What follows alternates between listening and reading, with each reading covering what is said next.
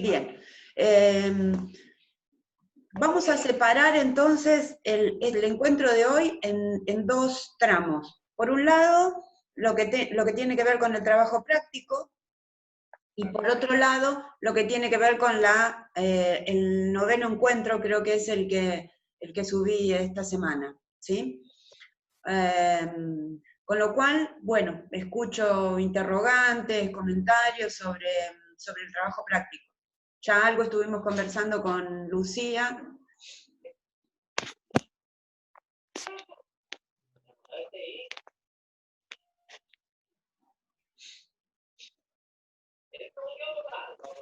Hola, Mónica, ¿se escucha?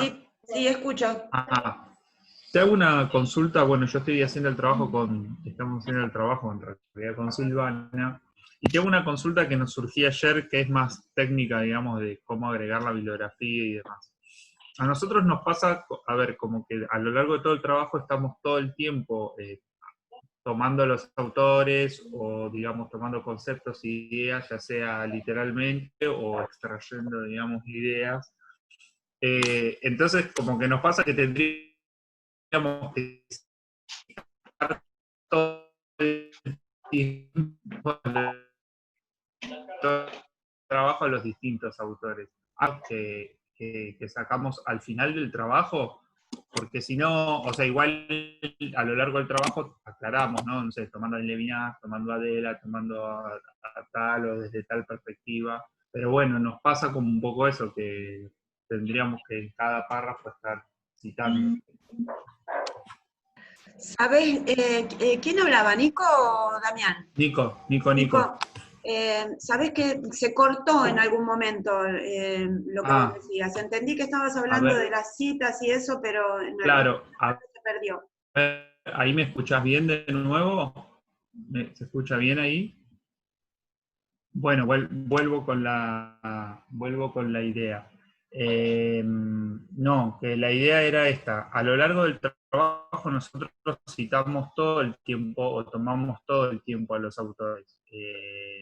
Digamos, hacemos paráfrasis de los autores. La idea era, lo que nos pasaba era que tendríamos que estar como todo el tiempo colocando las citas a lo largo del trabajo. La pregunta es, ¿podemos directamente colocar la bibliografía al final y salvo que hagamos una cita textual a lo largo del trabajo, no citarlos? O sea, no poner la referencia bibliográfica. Sí, obviamente aclarar qué autor o desde qué perspectiva, tomando, no sé, a Adela, Cortina, o tomando a Levinas. ¿Se puede hacer eso? ¿Se escucha o...? Sí. Estaba intentando... Si no, avísenme porque me cambio de lugar y veo a ver si tengo mejor señal de internet. Sí, está bien, no se puede citar constantemente. Okay. Digo, si uno cita a alguien y no va a ser una cita textual, con que cite el texto y el año, o el año nada más, entre paréntesis, después se vuelca en la bibliografía. Ahora, si la cita es textual, sí vale, porque hay que poner número de página y ese tipo de elementos que lleva la cita textual. Bárbaro, Mónica, Una cosa gracias. que por ahí sirve para lo que está preguntando Nicolás, en el videíto que está subido ahí en el campus, se aclara bien en qué casos se cita cuando se trata de lo textual, o en qué casos, o cómo se cita cuando se parafrasea. Es decir, si yo en el desarrollo de mis argumentos tomo la idea de alguien, tengo que aclarar que esa idea no es mía. Entonces, no se cita textual, pero se cita, creo que la diferencia está en que no se agrega el número de página. Lo que yo no encontré en ese video, ahora me voy a fijar en lo que subió, creo que era Agustín, que subió algo de las APA, es en el caso de los videos, pero tampoco exploré la opción de en APA poner video en lugar de libro. Esos arreglos lo tenemos que hacer hoy, lo tenemos que terminar hoy con Damián. Por ahora lo que estuve haciendo fue poner el minuto en el que encontré la cita. pero bueno, eso lo tenemos que terminar de explorar. Eso Sí, quería decir. el sistema te permite cargar videos o páginas web o ese tipo de otros marcos para las citas. Lo importante es que vayan identificando, como estás haciendo, el minuto, porque es como la página, ¿no? En el caso del libro. Con lo cual, sí, ¿no? Eso lo pueden hacer después. Profe, Sí. nomás quería decir ahí en el documento que subí en WhatsApp, en el WhatsApp de las normas APA, explica en cada caso, o sea, si uno cita un libro, si parafrasea, si hay una extensión de la cita textual, si es una revista, si es un blog, si es un video. Me parece que está bastante accesible por ahí, en vez de mirar el video, donde uno tiene que buscar cada parte, ahí ya aparece escrito en ese documento cómo hacerlo. Sí, por ahí el video lo que te da es cómo utilizar la herramienta. Pero Claro, no es tan exacto porque solo habla de las citas de libros, no menciona otro tipo de recursos. No, con el mío. Con lo cual eso que subiste vos de algún modo va a complementar lo que hace el tutorial, ¿no?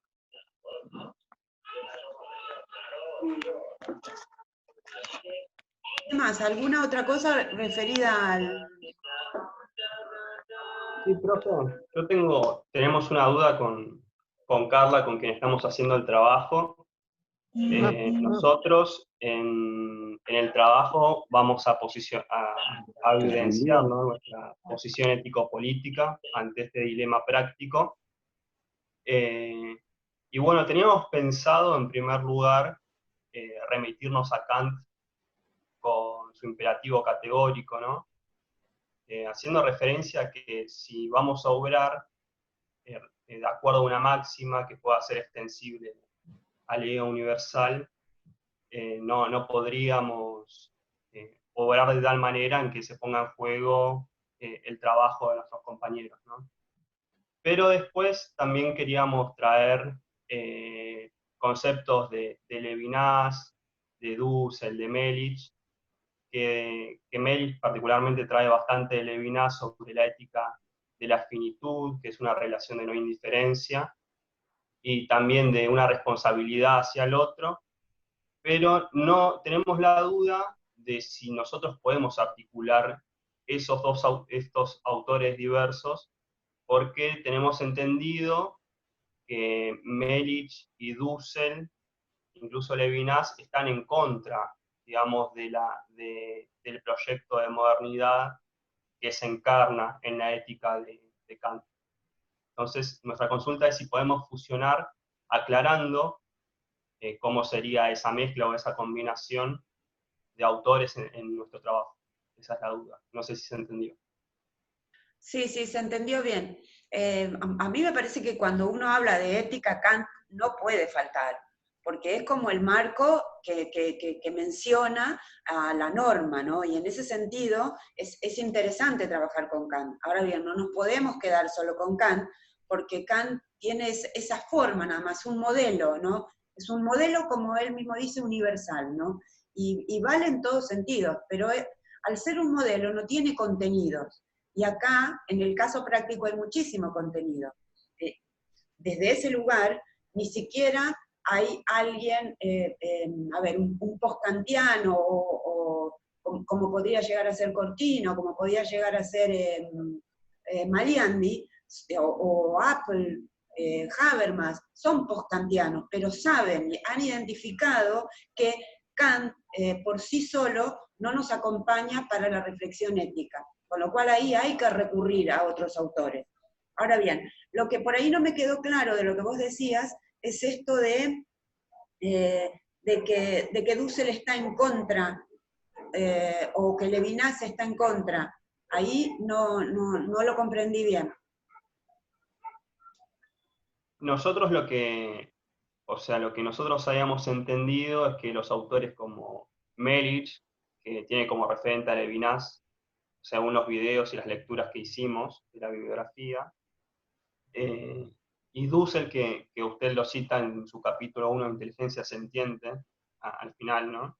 que habla acerca de... Hay una cita textual que dice: el filósofo ético debe descender de su jerarquía cultural, académica y universitaria para saber oír la voz desde lo alto, desde la exterioridad, de la dominación. Dame un Entonces, segundo, usando esas... Agustín. Sí. Les pido a todos y a todas que cuando no estén hablando que corten el micrófono, porque si no se mezclan todo lo que hablamos nosotros, ¿sí? Bien, dale, Agustín. No sé si pudieron escuchar la cita que hice.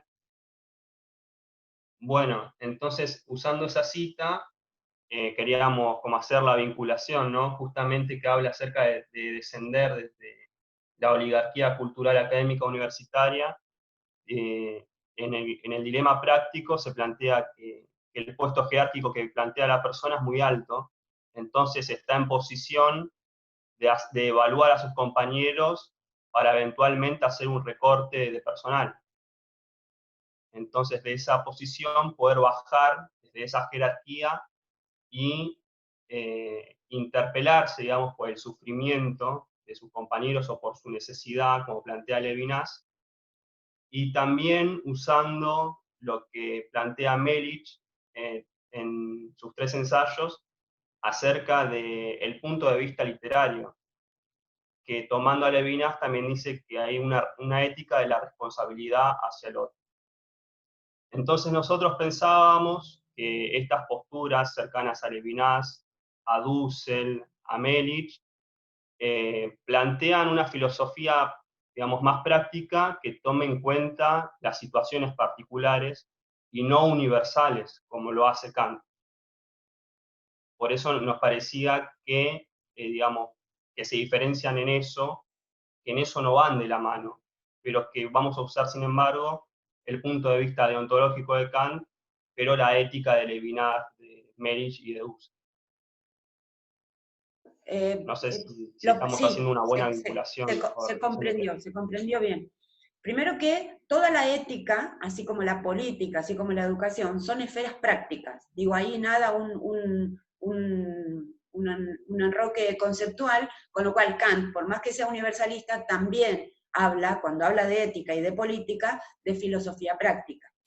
En ese sentido es una filosofía práctica. Ahí lo que tenemos es que no hay pura teoría, porque de algún modo, cuando Kant construye su ética o elabora su ética, también está pensando en la metafísica de las costumbres, también está pensando en ese saber racional práctico que hace a su ética.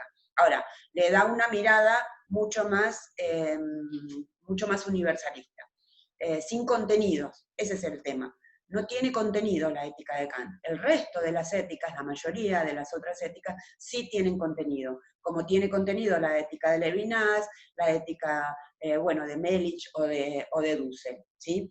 En ese sentido, digo, cuando ustedes hagan el trabajo, lo que pueden hacer es citarlo a Kant en ese sentido, ¿no? Si bien es cierto que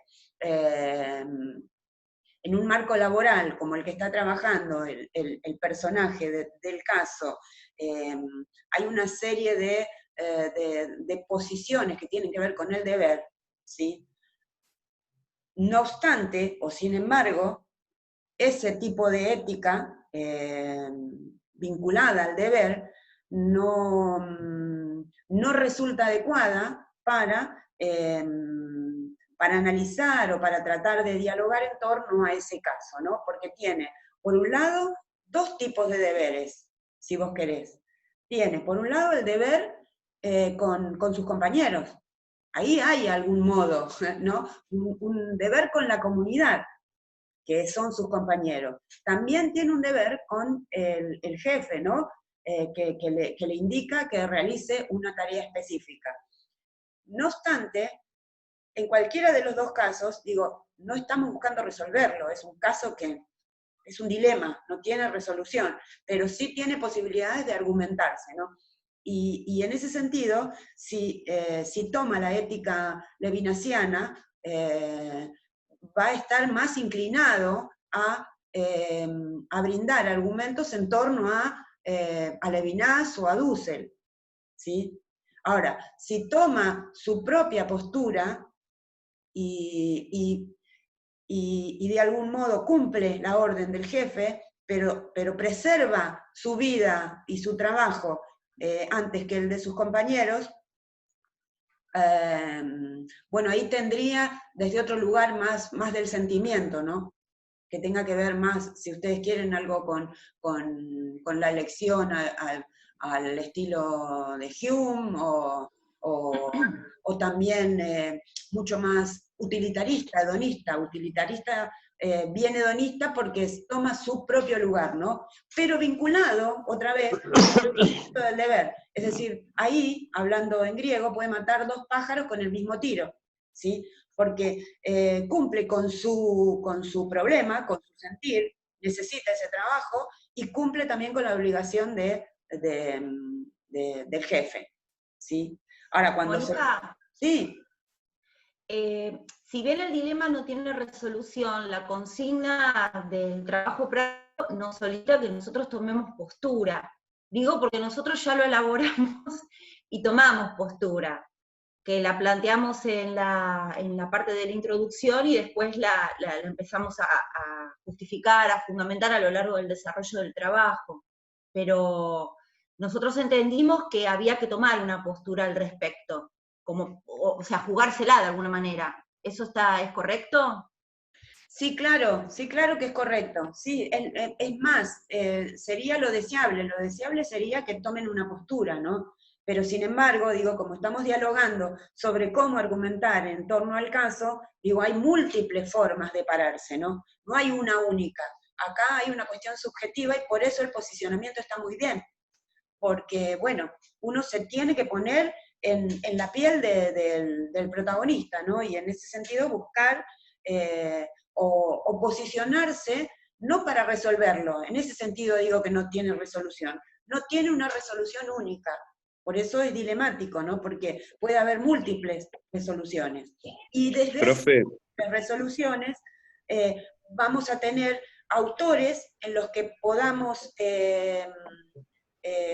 enmarcarnos para argumentar sobre nuestro propio posicionamiento, ¿sí? Por eso Claudia está bien, pero también estaría bien lo otro, ¿no?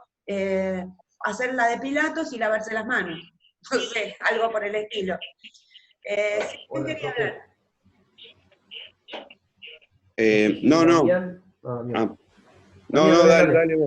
No, porque ahí me contestó lo que iba a preguntar, porque justamente estamos trabajando con Claudia y era esto, ¿no? Siempre, bueno, un posicionamiento argumentado, más allá que es una situación dilemática y no hay una solución posible, sí hay un posicionamiento posible, con sus matices, con sus acuerdos y desacuerdos, pero hay un posicionamiento que tomar de acuerdo a la ética filosófica y los argumentos que podamos presentar. Pero me lo contestó la profe con lo que dijo. Bien. ¿Algo más? ¿Profe? Sí, profe. ¿Cómo anda? Buen día. Buen día. Nosotros tomamos como grupo un posicionamiento, ¿sí? Así que bueno, nada, también lo mismo que compartió también recién, un posicionamiento a través de lo que es la hipótesis, ¿no? Y algo hipotético, ¿sí? Con los autores que estuvimos trabajando. Se complicó un poco, ¿no? Pero nos pusimos a trabajar como que estábamos en la piel de ese personaje, y ahí es donde pudimos empezar a encarar los argumentos de los textos, ¿no? Así que, bueno, nada, me había generado una duda tremenda cuando entré, pero ahora ya está, me siento un poco más tranquilo. Me estaba agarrando a un caos. Así que nada, listo, profe. Buenísimo. Profe, yo sí tengo una pregunta, ¿no? Entre la forma que toma la ética de Levinas y la ética de Kant, ¿la otredad se toma de la misma forma? No, no sé cómo se la otredad como... Está haciendo mucho ruido, Franco, no se te escucha bien. ¿Ahora? Ahora sí. Ok. El sentido de la otredad en los dos autores, Levinas y Kant. Porque yo lo que entendía es que uno toma la otredad como el otro, o sea, nos vemos a comparación del otro, entonces tomamos suma y Kant se posiciona en la parte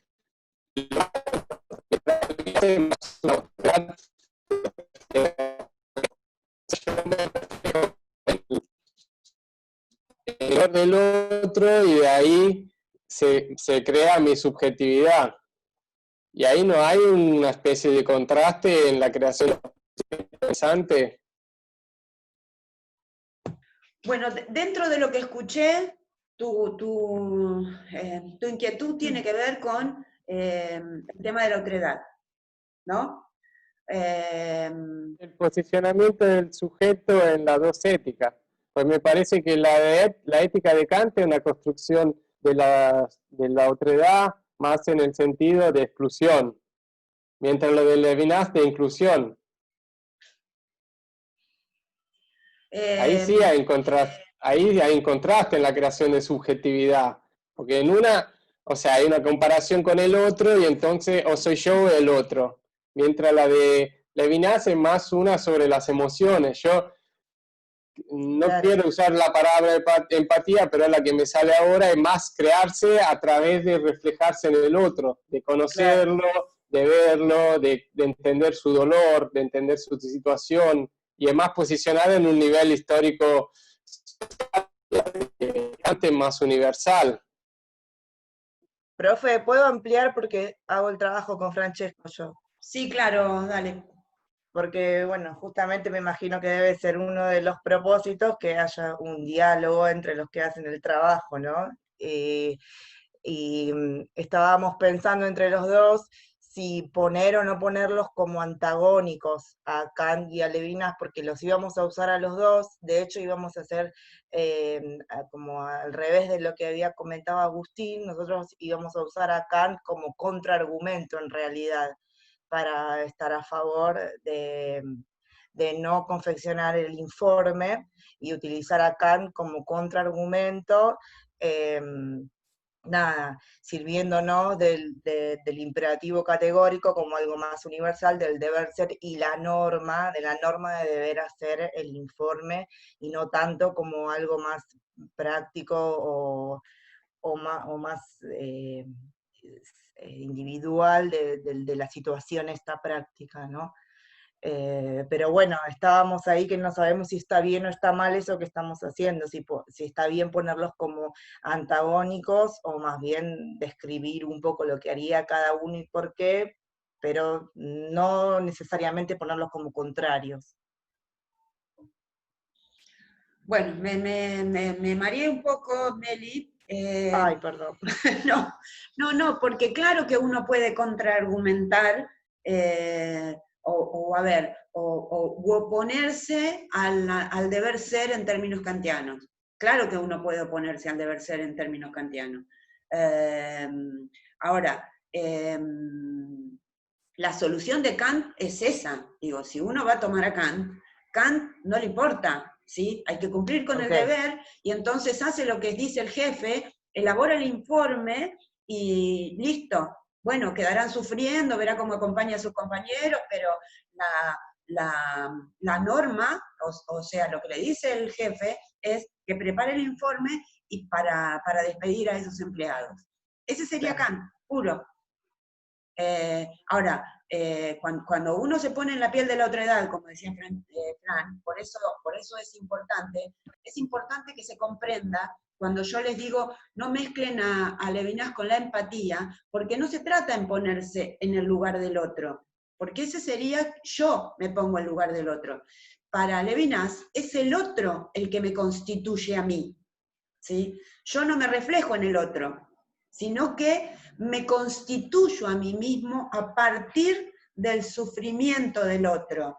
Ven que son, de algún modo, son éticas distintas, ¿sí? Que nos pueden servir para argumentar permanentemente, pero que sin embargo, esa exterioridad de la que habla Levinas es una exterioridad del que de algún modo está excluido de algo, ¿no? Es como,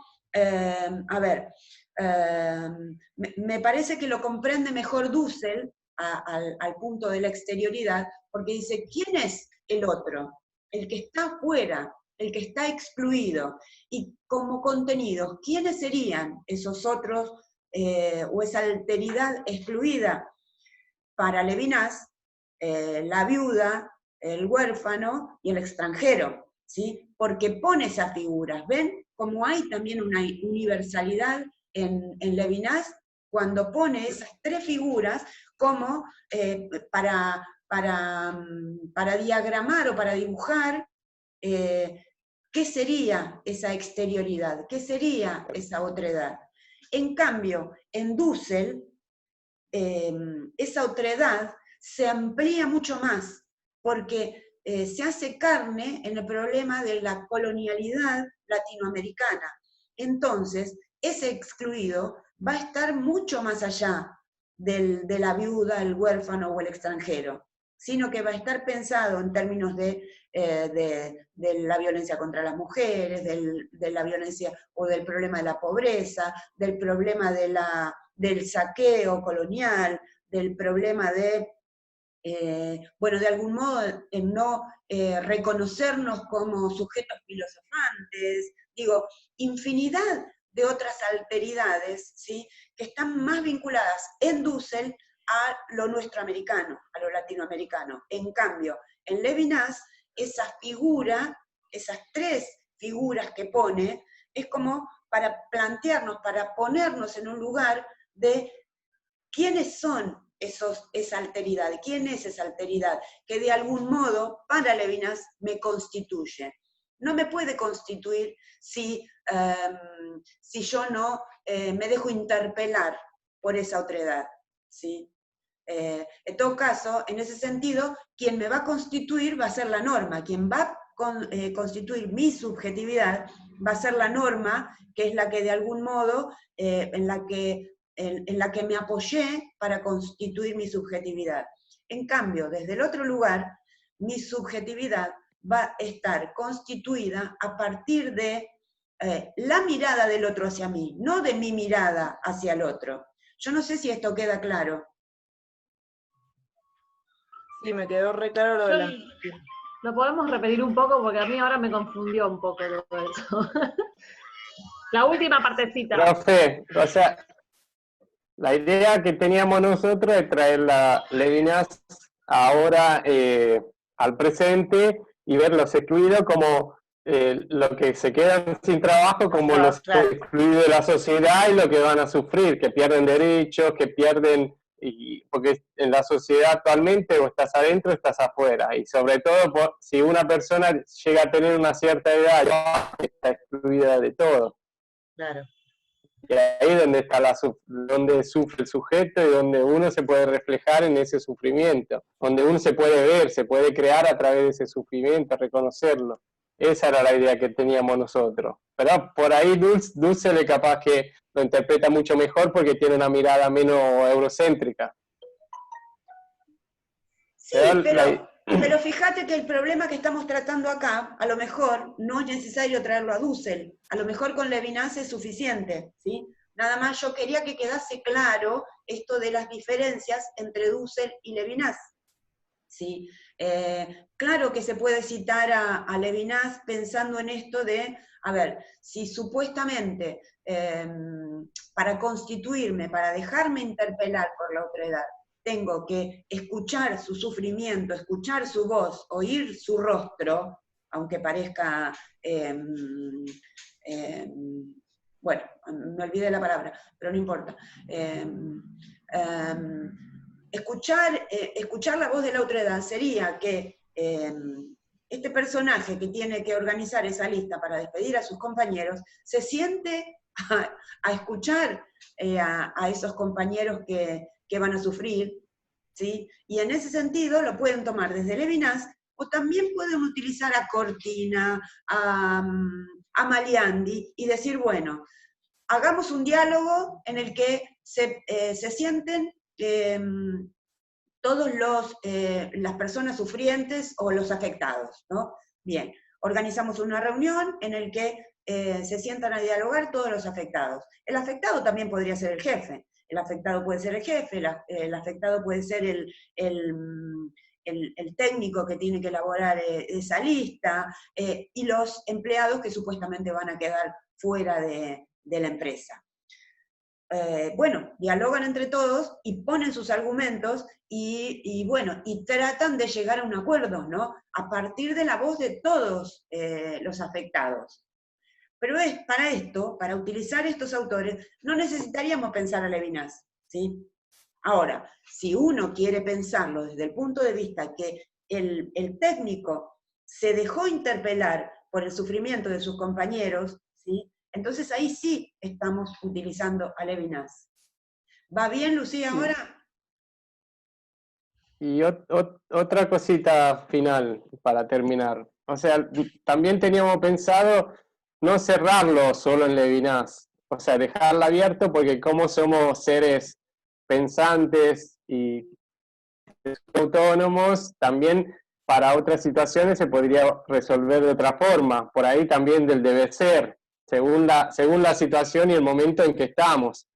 Por eso, por ahí en ese momento podíamos elegir ese tipo de ética, pero después pensando en otra problemática, aunque que pueda ser una resolución diferente según el momento y según el estado en que estamos nosotros. Por eso no queríamos dejar completamente. No se escucha, Fran. No sé. No. Bueno, No se igual se escucha. entendió. ¿Se Aclarar. escucha ahora? Sí, ahí sí. Sí. Ah, bueno, si no, vos, Meli.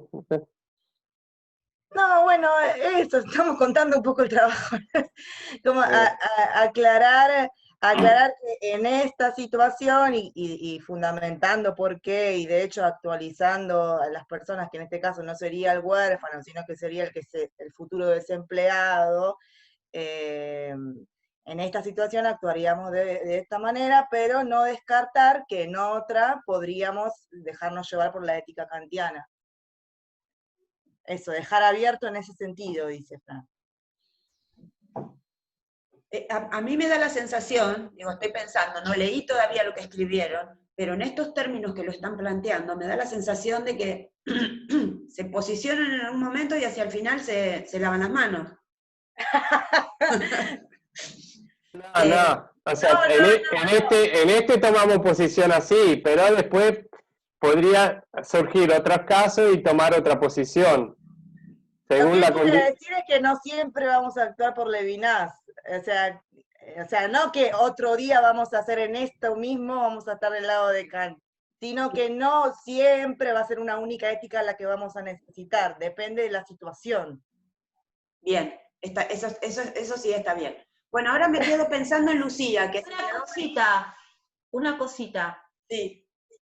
No sé si quiere hablar Lucía primero. Sí, por favor, Claudia, porque se quedó ahí con abrí el micrófono, Lucía. Acá estoy. Sí. Ya está. No, porque nosotros habíamos usado a Levinas, también a Dussel. Bueno, no importa, porque sería como meterme mucho en lo que yo hice y no le sirve a todo el mundo tampoco, quizás. Pero no, me quedó la duda por una última frase nada más, pero creo que por lo que escuché lo entendí bien. Pero Bueno. una última frase que me quedó como, pero ya está. Bueno. Gracias. Bueno, a ver, ahí teníamos entonces a Claudia y acá había alguien que estaba levantando la mano, me pareció, o vi una manito ahí, Gastón. Habla Claudia, Gastón y después vos, ¿sí? Dale, Claudia. Sí, lo que quería decir es que nosotros encontramos o utilizamos otros conceptos de Kant relacionados con esto de los fines y lo del precio y la dignidad.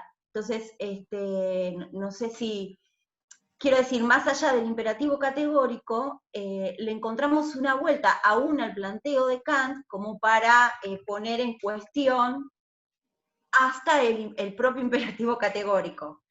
No sé si deliramos mucho en eso, porque lo que sucede es cuando uno quiere tomar la idea central de los autores y poder fundamentar de cada uno, es que hay todo un trabajo por entender cuál es la postura verdadera y ser fieles a esa postura y que además sirva para fundamentar la situación específica del dilema, ¿no?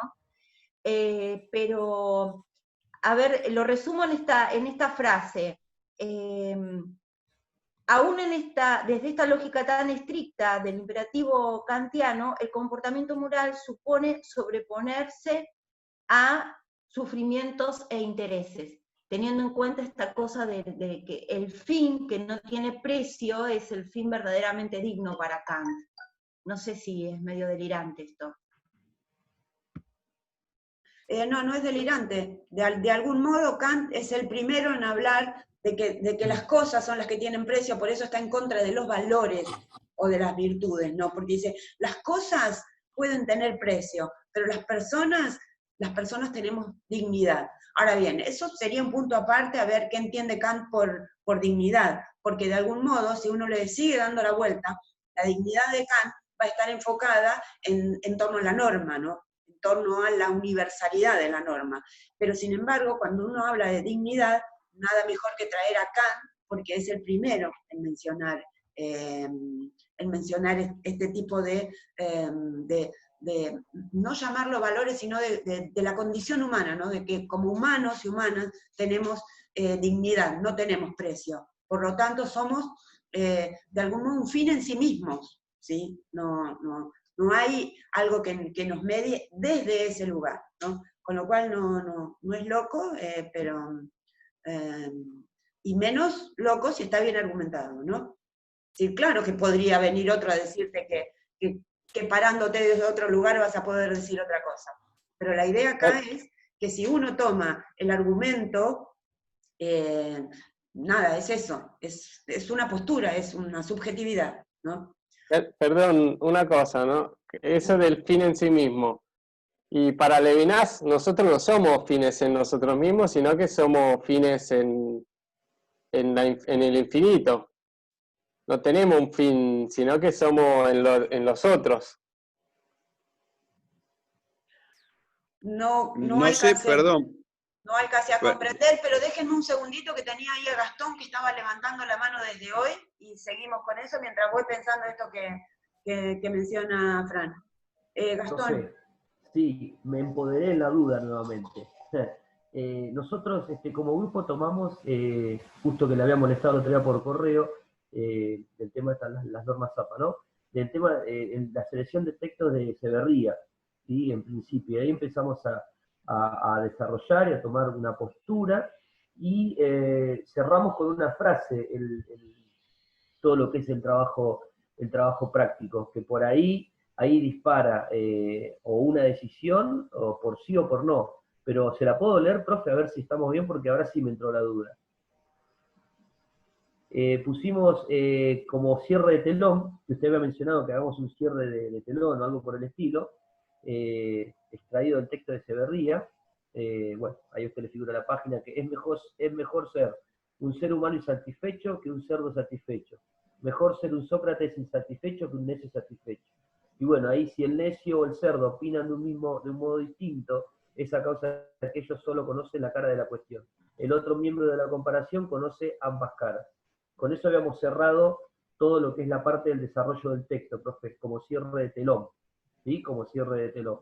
Así que bueno, no sé, me generó una duda ahí. Bien, yo para mí no tengo nada en contra de lo que dice ahí, habría que ver qué es lo que hay en el interior del trabajo, pero listo, nada, si estuvieron argumentando con los autores, el trabajo va a estar bien. Es imposible con todo lo que dialogamos y con todo lo que leímos que el trabajo esté mal, ¿sí? No creo que vaya a haber ningún trabajo que esté mal. En ese sentido quiero llevarles tranquilidad. El problema con Gastón es que Gastón se nos ha transformado en un poeta. Entonces, sus finales o sus miradas son así muy interesantes. Eso sería como una razón poética, diría Zambrano, que no la trabajamos, pero ella elabora mucho esta cuestión de la razón poética. Y bueno, de algún modo, tus razones, digo, hay un principio en filosofía que creo que sí, eso sí lo hablamos, y es que todo tiene un porqué. Eso que todo tiene un porqué se llama principio de razón suficiente, ¿sí? Entonces, hay razones que tienen que ver con el sentir, hay razones que tienen que ver con lo poético, hay razones que tienen que ver con con lo científico, y así sucesivamente, ¿no? Entonces uno puede encontrar múltiples razones. Esta razón que nos trae... ¿Te das un mate? Yo quiero un mate, sí. ¿Eh? Lo que dice Gastón... ¿Está abierto? Ay, está abierto. Él cierra con su razón poética. Bueno, ¿qué más tenía? Y alguien más estaba queriendo hablar y quedó suspendido o suspendida. Profe, yo tengo una consulta más, una consulta final. Vio que usted dijo que hay que hacer una conclusión, unas palabras como telón abierto, digamos, y tendríamos que hacerlo como en un apartado, o puede ser en la misma extensión de todo un texto. ¿Vos decís a ponerle un título? No, digamos, ponemos un subtítulo, conclusión, como para diferenciar, digamos, en el cuerpo del texto la conclusión, o puedes Y ser todo continuo. sería lo más adecuado, ponerle telón o ponerle a modo de cierre, no sé, como ustedes quieran, a modo de conclusión. No, bueno, eso es, en términos académicos, lo más adecuado para saber a dónde cierra, ¿no? ¿Qué es lo que levantaron de todo el trabajo? Y sobre la conclusión, una cosa más. ¿Tiene que ser una conclusión específicamente sobre este dilema práctico, o puede, porque como yo le había mencionado anteriormente, con mi compañera Carla lo que queremos hacer era tomar a Melich, y sin embargo, aunque él habla de una ética, es una ética bien vinculada con la educación. Uh-huh. ¿Tendríamos que esa conclusión ligarla al tema educativo, o tiene que estar solamente ligada a este dilema práctico, al caso en particular que estamos tratando? Todo depende de cómo lo quieran cerrar, Agustín. Hay que leerlo. Si ustedes lo leen y ven que de algún modo Melich, o la ética de Melich, es adecuada como para hacer un telón, o para mencionar, no sé, que a lo mejor todo problema profesional está atravesado por una cuestión educativa, y dependiendo del tipo de ejercicio práctico en términos éticos que haya tenido en su educación, va a reaccionar de un modo u otro. Entonces ahí sí uno puede argumentar con la ética de Melich, porque tiene mucho que ver en cuál fue el recorrido que tuvo en sus trayectos escolares previos. Sí, amor, las pongo a lavar la semana que viene, la sábana. Las pongo cada 3 semanas mejor, ¿no? Che, no será mucho 3 semanas, viejo, dejate de hinchar, lavá la sábana. Perdón. Bueno, cierren los micrófonos, acuérdense, no vaya a ser cosa que digan una barbaridad. Me perdí, con lo de la sábana me perdí. No, nos estabas comentando de que según cómo lo vinculemos, que puede tener relación con el tema de la educación. Yo traía esta pregunta porque Melich en sus 3 ensayos habla específicamente de una ética del punto de vista literario, o de la razón literaria, aplicado al tema educativo. Entonces, nuestra duda era si tenemos que mencionar que él lo dice en un contexto educativo, pero nosotros lo estamos usando para este caso. Esa más o menos sería la pregunta. Pero ¿no? Bueno, lo entendí bien, que depende cómo lo vinculemos. Claro, sí, lo pueden usar tranquilamente, sí. Bueno, yo ya estoy entonces con Carla. Bien. Con esto. ¿Alguien más? Igual me quedó, Fran, me acuerdo de lo que dijiste, pero todavía no le pude dar la vuelta. No sé, a lo mejor no comprendí bien la pregunta. Pero a ver, si alguien más tiene preguntas sobre el trabajo práctico. ¿No? Bien, entonces, Fran, A lo que iba yo, que en la ética kantiana nosotros somos fines en sí mismos, o sea, cada uno es un fin en sí mismo.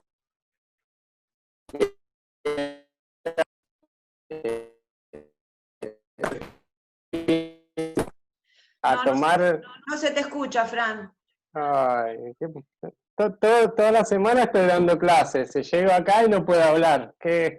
Me quieren callar, me parece. Fíjate que no soy yo solamente la que no te escucha, ¿eh? Somos todos. Sí, voy a probar. Bueno, ¿Cómo? ¿Ahora se me escucha? sí, dale, a ver. dale. No te Fíjate muevas. a sí mismo. ¿Eh? No te Nada, que muevas. decía que toda la semana estoy dando clase por Zoom, así, y hoy, justo el sábado, no funciona el micrófono. Dale, Fran, habías quedado en fines en sí mismo según Kant. Que Y según Kant, Levinas, la finitud. si somos seres en sí mismos, para Levinas no se puede ser seres en sí mismos, sino que seamos seres en el otro, ya que nosotros nos creamos a través de la imagen a través del otro. Entonces no podemos ser seres en sí mismos. Me parece, Fran, que estás ahí como confundiendo que lo que dice Kant es que somos fines, que los seres humanos somos fines en sí mismos. Es decir, y por eso no tenemos precio, ¿sí? No es que valemos, sino que somos un fin, porque el precio, el valor, tiene que ver con eso, tiene que ver con comprar, con adquirir algo. Y en ese sentido, una cosa, por ahí no tiene un fin en sí mismo. Uno puede comprar madera y armar un barco, y ese barco le puede servir a alguien, o un armario, o lo que fuere. Eso pasa solamente con las cosas, para Kant. Con los seres humanos no. Y reemplazable, Okay. justamente para el dilema la cuestión de reemplazable. claro. Que no somos, ¿no? Perdón, Claro. Perdón ahora que me metí. bien, Levinas, obviamente que va a estar de acuerdo, no toca ese punto, porque claro que está de acuerdo en que los seres humanos somos fines en sí mismos. Ahí tenés dos patas distintas. Una que tiene que ver con esta premisa de Kant, que los seres humanos somos fines en sí mismos, y de ahí surge el término dignidad, pero Levinas no va a pensar lo contrario. Levinas también considera que los seres humanos somos fines en sí mismos, y que los seres humanos por eso tenemos dignidad. Pero él, lo que hace Levinas, que lo diferencia de Kant, es que por ahí se tratan de la construcción de una ética distinta, ¿sí? Mientras Kant está parado en una teoría en el que hay, estoy tratando de buscar las palabras más adecuadas para no meterme en un embrollo, ¿no? Kant está parado en su propia filosofía, ¿no? Y entonces él piensa que hay elementos de la vida, del mundo, de Dios, que no podemos conocer. Y entonces tiene que construir su ética en función de eso, en función de construir un juicio sintético a priori. ¿Ves? Que ahí nos vamos a ir a la miércoles, ¿no? Porque vamos a tener que remontar qué corno es un juicio sintético a priori. Lo que en criollo quiere decir es que uno sabe de antemano cómo va a actuar. Eso es lo que dice Kant. Es una ética distinta a la de Levinas en ese sentido, ¿sí? En cambio, para Levinas, sin desestimar esto de la dignidad del ser humano, lo que va a plantear es que lo más originario de todo, lo que prima en los vínculos intersubjetivos entre seres humanos, es la ética, que no es así para Kant, ¿sí? Para Kant hay otro origen que es mucho más epistemológico que ético, ¿sí? ¿Me siguen ahí? Entonces, Kant va a arrancar sus teorías, tanto sus teorías epistemológicas como sus teorías políticas y éticas, va a partir desde ese lugar, va a partir de un lugar en el que hay diferenciaciones en términos en términos de cómo accedemos al conocimiento. Si accedemos al conocimiento originariamente, para Kant, a partir de esos factores epistemológicos. Para Levinas, accedemos al conocimiento a partir de esa ética, porque es más originaria. Lo que origina al vínculo entre personas no es el conocimiento, sino la ética, para Levinas. En cambio, para Kant es al revés. ¿Se comprende? Es como mezclar una receta de un postre con una receta de una carne al horno, ¿no? No podemos plantear esas diferencias. Lo que sí tienen en común ambos autores es esto, de que ninguno de los dos va a negar que los seres humanos tenemos dignidad, ¿sí? Porque somos fines en sí mismos.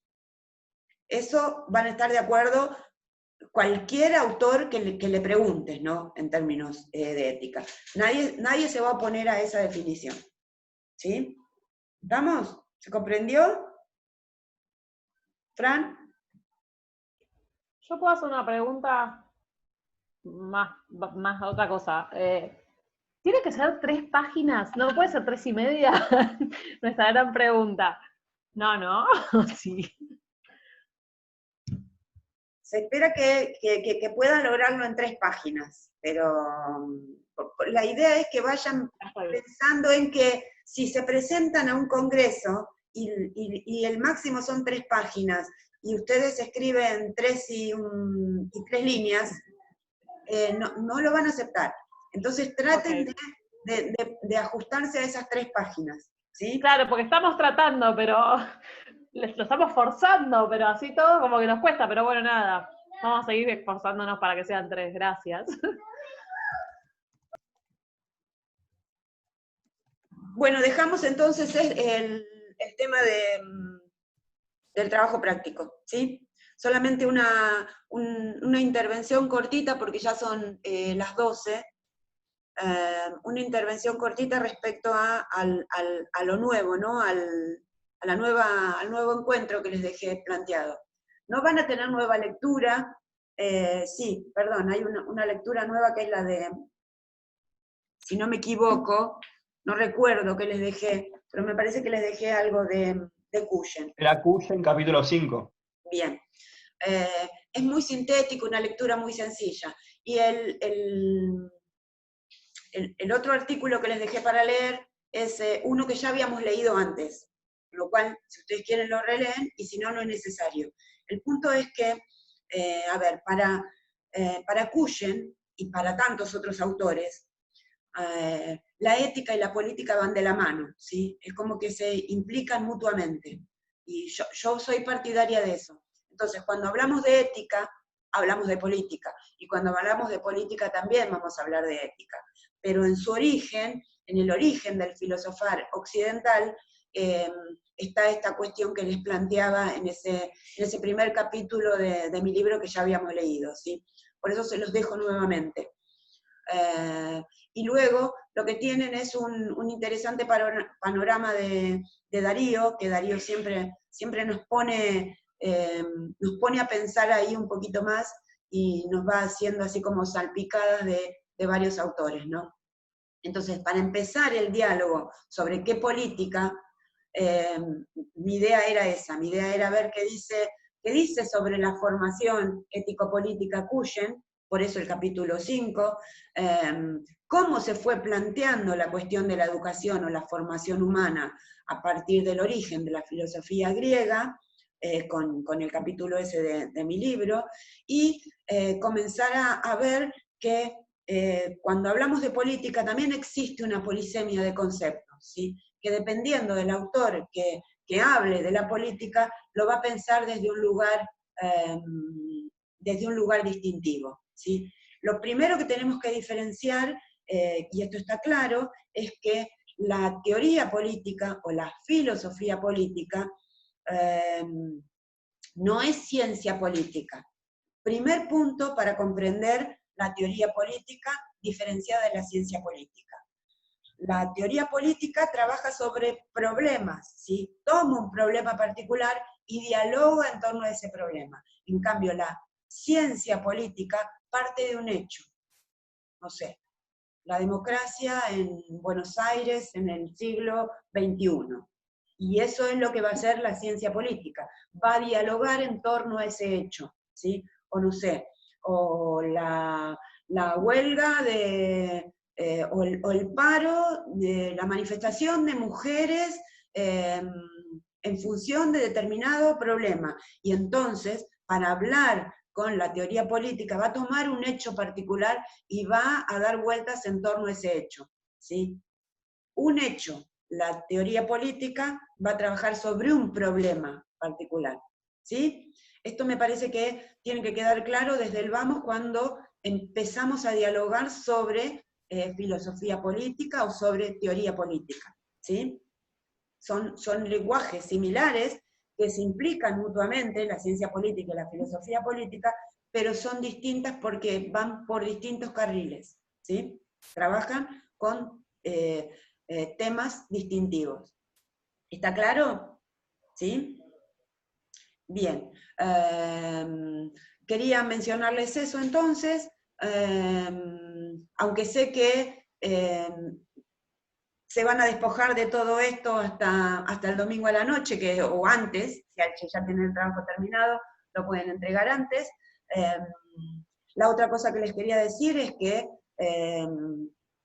para la presencialidad, esta unidad sobre la política tenía 2 encuentros nada más, que bueno, con este tema del trabajo práctico y todo decidí partirlo en 3. ¿Sí? Con lo cual vamos a ver ahora este origen del filosofar en torno a la política, y en el próximo encuentro, que sería el 10º, vamos a ver qué pasó en la modernidad con esa teorización política, y vamos a tener un tercer encuentro como de cierre, en el que no vamos a poder alcanzar a dialogar todo sobre la política, pero vamos a tratar de hacer algo así como una síntesis entre el origen y lo actual del problema político. ¿Está claro?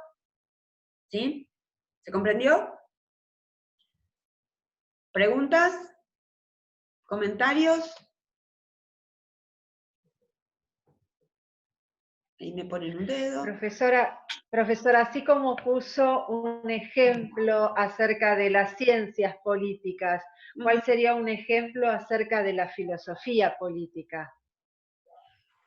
Como para ver la distinción. Viste que en el caso de la ciencia política es un hecho particular, ¿sí? Entonces van a analizar ese hecho particular, un caso, supuestamente. En cambio, la filosofía política se complica porque hay una congeneridad en ese origen, ¿sí? Porque la política nace, fíjate que hasta el término política tiene que ver con la ciudad, ¿no? Con lo que pasa en la ciudad, con lo que pasa en la polis. Entonces, la problemática va a girar en torno a eso, a lo que pasa en la polis, pero no sobre los hechos. Y por eso continúa siempre actual, ¿sí? Esto de la problematización política, a diferencia de lo que hace la ciencia política. Digo, cuando nace la política, nace la filosofía y nace la educación para los griegos clásicos, ¿no? Entonces hay ahí como una mezcla de temas vinculados entre sí y que hacen justamente al problema de la ciudad, al problema de cómo administrar la ciudad, de cómo dialogar en la ciudad, de cómo organizar las leyes de la ciudad, de quiénes son ciudadanos. Entonces, puede tomar un hecho para dialogarlo, como hace Aristóteles, que a veces toma algunas batallas o algunos conflictos para dialogar sobre la política, pero no necesariamente parte de ahí del hecho, ¿no? Esa es la distinción básica. ¿Alguien más?